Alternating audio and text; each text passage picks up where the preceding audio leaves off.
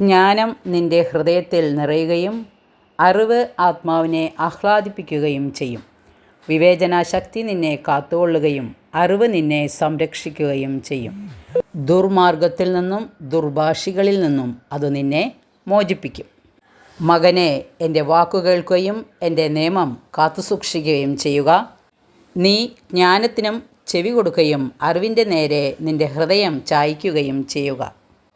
പൊരുൾ അറിയാൻ വേണ്ടി കേണപേക്ഷിക്കുക, അറിവിന് വേണ്ടി വിളിച്ചപേക്ഷിക്കുക.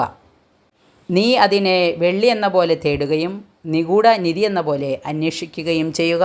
അപ്പോൾ നീ ദൈവഭക്തി എന്തെന്ന് ഗ്രഹിക്കുകയും ദൈവത്തെക്കുറിച്ചുള്ള അറിവ് നേടുകയും ചെയ്യും.